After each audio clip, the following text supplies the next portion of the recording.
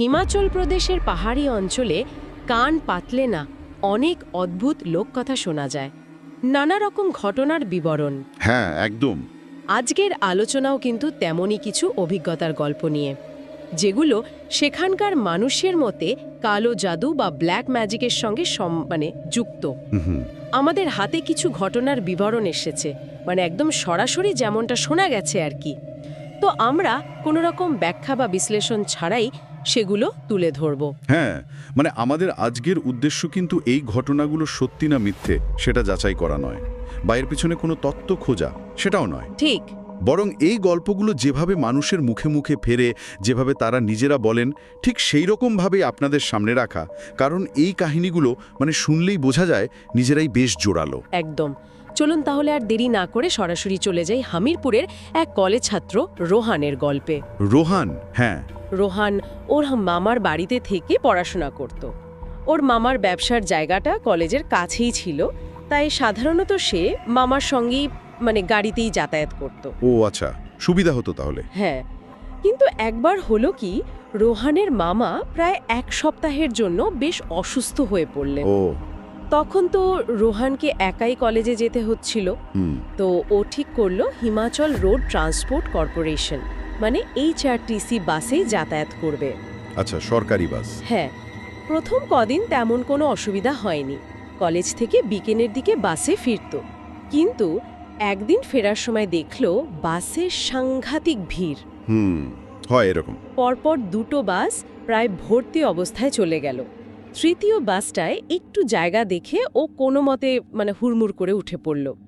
কিন্তু বাসের ভেতরে ঢুকে রুহান একটা বেশ অদ্ভুত জিনিস খেয়াল করল। কিরকম? সে দেখল বাসে অত ভিড়, কিন্তু একদম শেষের আগের সারিটা, সেকেন্ড লাস্ট রো। হ্যাঁ, সেকেন্ড লাস্ট রোটা প্রায় ফাঁকা। শুধু জানলার ধারে একজন বেশ বয়স্ক মহিলা বসে আছেন, আর কেউ নেই। আশ্চর্য তো, অত ভিড়েও। শুধু তাই না, ওই জায়গাটার আশেপাশেও ভিড়টা যেন একটু কম, লোকগুলো একটু দূরে দূরে দাঁড়িয়ে আছে। ও, রোহান ভাবল কারণ যাই হোক না কেন তার তো বসে যেতে সুবিধা, সে সোজা গিয়ে ওই বয়স্ক মহিলার পাশের সিটটাতেই বসে পড়ল। বেশ। সেদিন ওভাবেই বাড়ি ফিরল। পরের দিনও কলেজে গেল, ফেরার সময় বাসে উঠে দেখে আবার সেই একই দৃশ্য। একই রকম। হ্যাঁ, ওই আসনগুলো খালি, শুধু সেই মহিলা বসে আছেন জানলার ধারে।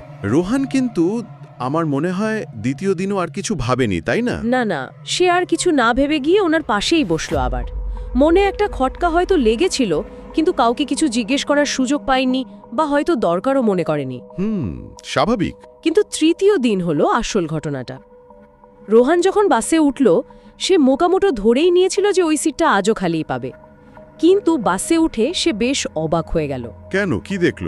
দেখল সেই বয়স্ক মহিলা সেদিন বাসে নেই। ও। কিন্তু আশ্চর্যের ব্যাপার হলো, মহিলা নেই, অথচ পুরো সারিটা তখনও একদম ফাঁকা। অন্য যাত্রীরা ভিড়ের মধ্যে গাদাগাদি করে দাঁড়িয়ে আছেন, কিন্তু কেউ সেখানে বসছেন না। এটা সত্যি খুব অদ্ভুত। রোহান কি করলো তখন? সে আর কি করবে, ফাঁকা দেখে গিয়ে নিজের চেনা সিটটাতেই বসলো। কিন্তু এবার সে একা। অন্য যাত্রীরা যে তার পাশে বা পেছনের খালি সিটগুলোতে বসছে না, এটা দেখে সে একটু অবাক হলো। হ্যাঁ, হওয়ারই কথা। দু একজনকে বসতে বলতেও গেল, তারা কেমন যেন এড়িয়ে গিয়ে বলল, ঠিক হে ভাই, তুম বাইঠো, বসো তুমি। তারা বসতে রাজি হলো না। তারপর কিছুক্ষণ পর বাস থামলো এক জায়গায়। একজন গর্ভবতী মহিলা উঠলেন। ভিড়ের মধ্যে উনি রোহানের সিটের কাছে এসেই দাঁড়ালেন। রোহান তো স্বাভাবিকভাবেই উঠে দাঁড়িয়ে ওনাকে বসতে বলল, সম্মান দেখিয়ে আর কি। কিন্তু উনি বসতে রাজি হলেন না। বসলেন না কেন? রোহান হয়তো ভাবল তার পাশে বসতে হয়তো অস্বস্তি হচ্ছে। হ্যাঁ, হতেই পারে। সে সেটাই ভেবেছিল, তাই বলল যে সে না হয় দাঁড়িয়ে যাবে, মহিলা যেন আরাম করে বসেন। কিন্তু তিনি মহিলাটি তাও বসলেন না। কি আশ্চর্য! তখন তিনি রোহানকে যা বললেন তাতেই রহস্যটা একটু একটু করে পরিষ্কার হতে শুরু করল। তিনি বললেন, না না ভাই, তোমার বসা নিয়ে কোনো সমস্যা নেই। আসলে ওই সিটটা একজন বিশেষ বয়স্ক মহিলা বসেন, তো তাই আমরা সচরাচর কেউ বসি না। ও, এইবার তাহলে রোহানের মনে প্রশ্ন জাগলো নিশ্চয়ই। সে তো কিছুই জানতো না। একদম ঠিক। সে কারণটা জানতে চাইল, কেন বসেন না আপনারা? আর যেই না সে প্রশ্নটা করেছে, বাসের অন্য দু একজন যাত্রীও যেন কথা বলার একটা সুযোগ পেলেন। তারাও কি কিছু বললেন? হ্যাঁ, তারা রোহানকে প্রায় একসঙ্গেই বলে উঠলেন, আরে ভাই, তুমি ওই মহিলার ব্যাপারে কিছু জানো না নাকি? ওনার থেকে যতটা দূরে থাকা যায় ততই ভালো। তার মানে বাসের প্রায় সবাই ব্যাপারটা জানতেন, শুধু রোহান ছাড়া। হ্যাঁ, মনে হচ্ছে তাই। রোহান যখন কারণ জানতে চাইল, তখন যাত্রীরা একে একে সেই বয়স্ক মহিলাকে ঘিরে প্রচলিত 3টে আলাদা আলাদা গল্প বলতে শুরু করলেন। 3টে গল্প? হ্যাঁ, প্রথম গল্পটা বললেন বাসেরই একজন যাত্রী, যিনি ওই মহিলার গ্রামের কাছাকাছিই থাকতেন। আচ্ছা, শোনা যাক তাহলে সেই প্রথম গল্পটা। কি ছিল সেটা? সেই ভদ্রলোক বললেন, মহিলার জমির পাশেই পাহাড়ের ঢালে একসময় একটা পরিবার থাকত, স্বামী, স্ত্রী আর তাদের একটা ছোট্ট মেয়ে। স্বামী বাইরে কাজ করতেন আর স্ত্রী মূলত বাড়ির আর ক্ষেতের দেখাশোনা করতেন। তো স্ত্রী প্রায়ই দেখতেন তাদের ক্ষেতের এক কোণে কে যেন একটা অদ্ভুত দেখতে কালো পাথরের মূর্তি উল্টো করে পুঁতে রেখে যায়। মূর্তি? কিসের মূর্তি? কোনো দেবদেবী? না না, সেটাই তো অদ্ভুত। মূর্তিটা কোনো চেনা দেবদেবীর ছিল না, বরং কেমন যেন একটা বিদঘুটে দেখতে জীবের মতো, যার জীবটা মুখের বাইরে বেরিয়ে এসেছে, এই রকম। বলে বাবা! প্রথম দিন দেখে তিনি সেটা তুলে ফেলেন, কিন্তু পরের দিন সকালে দেখেন ঠিক একই জায়গায় আবার মূর্তিটা পোতা। তৃতীয় দিনও একই ঘটনা। রোজ রোজ? তারপর তিনি কি জানার চেষ্টা করলেন কে করছে এটা? হ্যাঁ, একদিন তিনি আড়াল থেকে লক্ষ্য করলেন আর দেখলেন আর কেউ না, ওই বয়স্ক মহিলাই নিঃশব্দে এসে কাজটা করছেন, মূর্তিটা পুঁতে রেখে চলে যাচ্ছেন। ও! স্ত্রী তো ভয় পেয়ে স্বামীকে সবটা জানালেন। স্বামী প্রথমে খুব একটা পাত্তা দেননি, ভেবেছিলেন হয়তো বয়স্ক মানুষ, বুঝতে পারেন না বা খেয়াল থাকে না। তিনি স্ত্রীকে বললেন এড়িয়ে যেতে। কিন্তু ঘটনাটা তো থামলো না, তাই না? না, রোজই চলতে লাগলো। একদিন স্বামী নিজেই মহিলাকে মূর্তি পুঁততে দেখে ফেললেন। এবার তিনি বেশ বিরক্ত হলেন। মহিলাকে সরাসরি জিজ্ঞেস করলেন তিনি কেন এমন কাজ করছেন। মহিলা কি বললেন? কোনো উত্তর দিলেন না, শুধু স্থির একদম ক্রুদ্ধ চোখে তার দিকে তাকিয়ে রইলেন। ওই যাত্রী ভদ্রলোক মহিলার পোশাকের বর্ণনাও দিয়েছিলেন। উনি নাকি সাধারণত কালো বা খুব গাঢ় রঙের পোশাক পরতেন, কপালে সিঁদুরের 3টে টিপ থাকত আর নাকে একটা নাকছাবি নাকি যেন পিয়ার্সিং করা ছিল। স্বামী কিছুটা হয়তো ভয় পেয়েছিলেন, কিন্তু তাও তাকে বারণ করে সেদিনকার মতো চলে এলেন। কিন্তু তাতেও কি কাজটা বন্ধ হলো?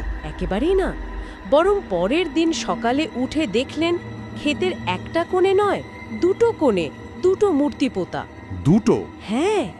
এবার স্বামী আর স্থির থাকতে পারলেন না। তিনি গ্রামের কয়েকজনকে ডেকে নিয়ে সোজা মহিলার বাড়ির দরজায় গিয়ে হাজির হলেন। বেশ চিৎকার চেঁচামেচি শুরু করলেন, মহিলাকে বাইরে আসতে বললেন আর এই কাজ বন্ধ করার জন্য হুঁশিয়ারি দিলেন। বেশ একটা নাটকীয় পরিস্থিতি তৈরি হয়েছিল তাহলে। মহিলা কি বেরিয়ে এলেন? বেশ কিছুক্ষণ পর মহিলা দরজা খুলে বেরিয়ে আসেন। তখনও তার চোখে সেই একই রকম ঠান্ডা ক্রুদ্ধের দৃষ্টি। স্বামী আবার তাকে জিজ্ঞেস করলেন কেন তিনি এসব করছেন। এইবার মহিলা প্রথম কথা বললেন। কি বললেন? শান্ত কিন্তু ভীষণ শীতল আর বেশ দৃঢ় গলায় তিনি স্বামীকে বললেন, তোর যা করার আছে করে নে, এই জিনিস চলতেই থাকবে, আর তুই এটা আটকানোর জন্য বেঁচে থাকবি না। সর্বনাশ! এ তো সরাসরি অভিশাপ। হ্যাঁ, একদম তাই, প্রায় অভিশাপ দেওয়ার মতনই শোনালো। এ কথা শুনে স্বামী এবং সঙ্গে থাকা গ্রামবাসীরা সবাই কেমন যেন চমকে গেলেন, কিন্তু তারা হয়তো তখনও পুরো ব্যাপারটা বিশ্বাস করতে পারেননি।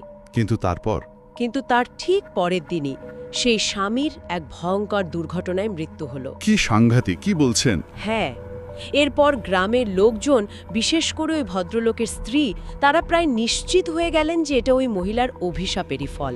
বিশ্বাস করতেই হয় তাহলে। স্ত্রী এতটাই ভয় পেয়ে গেছিলেন যে তিনি তার মেয়েকে নিয়ে কিছুদিন পরে গ্রাম ছেড়ে অন্য কোথাও চলে গেলেন, আর কখনো ফেরেননি। গায়ে কাটা দিচ্ছে শুনে।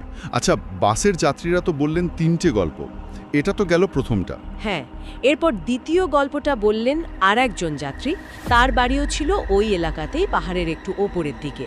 তিনি জানালেন যে কাজ থেকে বাড়ি ফিরতে তার প্রায় রাত হয়ে যেত, আর তিনি সময় বাঁচানোর জন্য জঙ্গলের মধ্যে দিয়ে একটা শর্টকাট রাস্তা ধরতেন। রাতের বেলা জঙ্গলের রাস্তা এমনিতেই তো একটু গা ছমছমে ব্যাপার থাকে। ঠিক তাই। তো এক রাতে, তখন প্রায় 11টা বাজে, তিনি সেই জঙ্গলের পথ ধরেই ফিরছিলেন।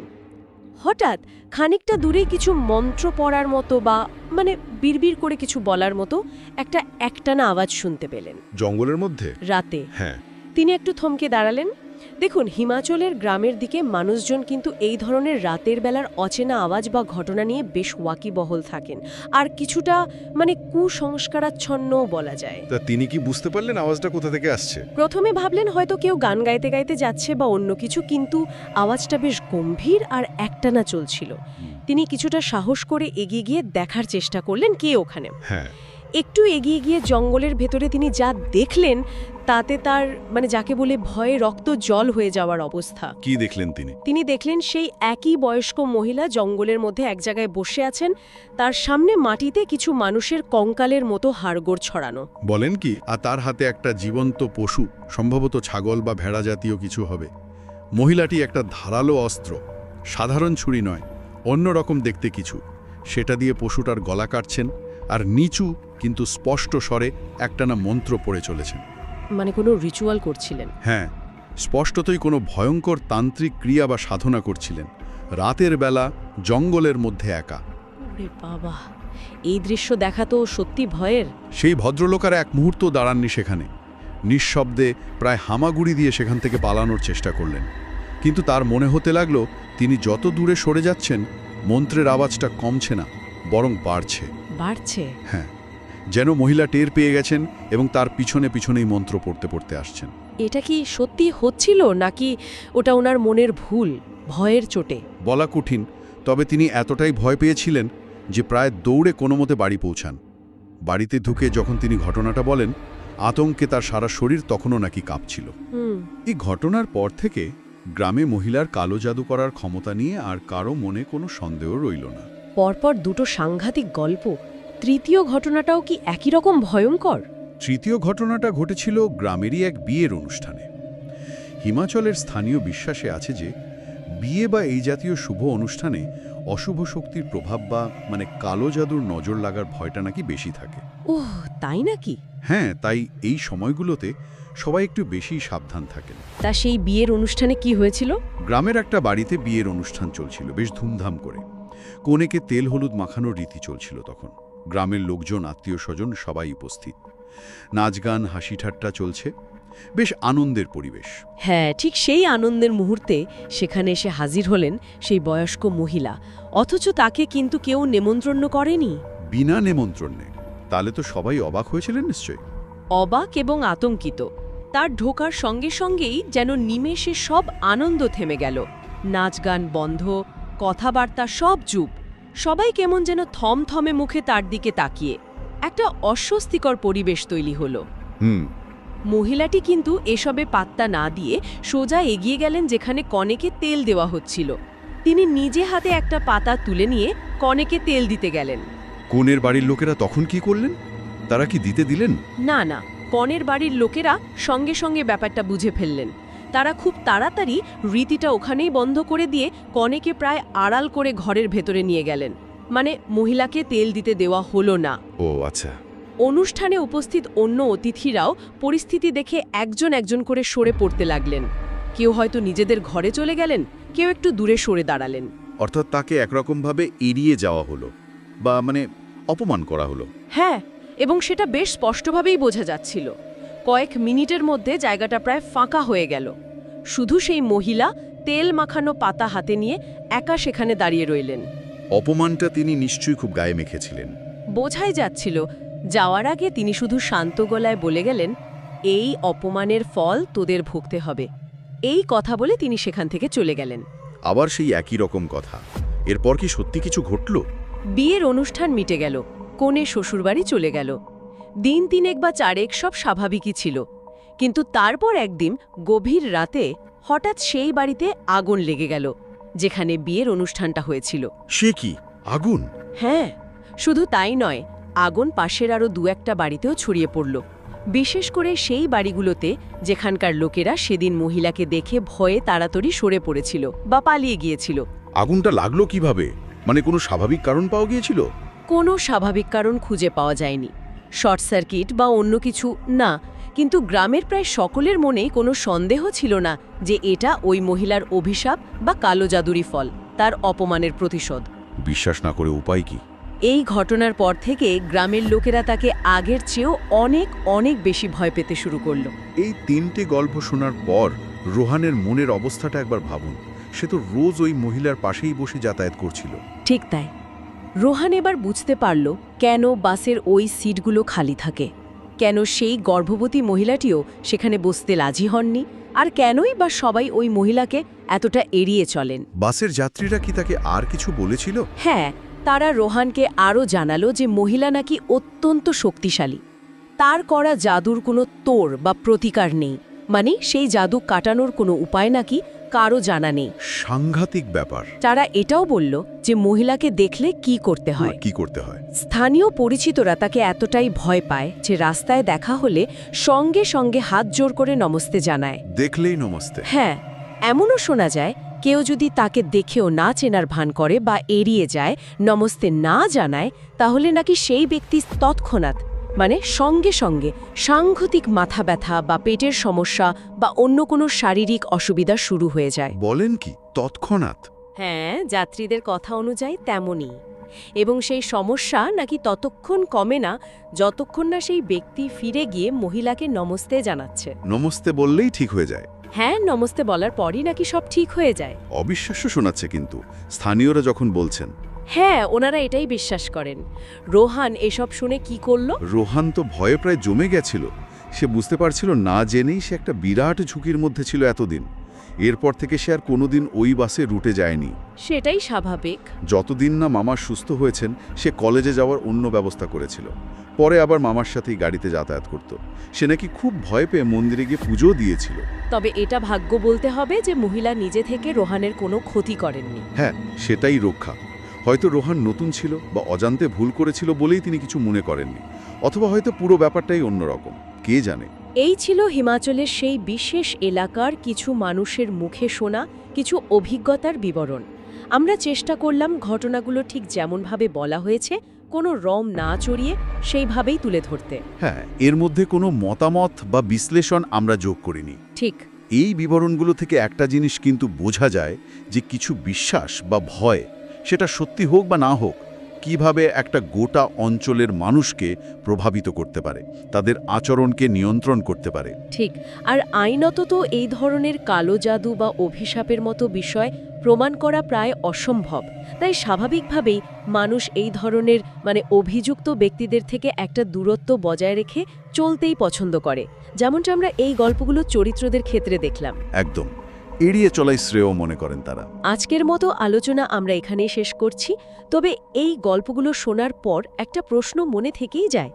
এই ধরনের ব্যাখ্যাতীত ঘটনা বা অভিজ্ঞতার মুখোমুখি হলে মানুষের ব্যক্তিগত বিশ্বাস, ভয় আর চারপাশের চাপ, এগুলো সব মিলেমিশে কিভাবে তাদের প্রতিক্রিয়া তৈরি করে। ভাবার বিষয়। এই গভীর ভয়টা কি কেবলই অজানার প্রতি আতঙ্ক, নাকি এর গভীরে এমন কিছু লুকিয়ে থাকে যা আমরা সাধারণ যুক্তি দিয়ে বুঝতে পারি না? এই চিন্তাটা না হয় শ্রোতাদের জন্যই তোলা থাক।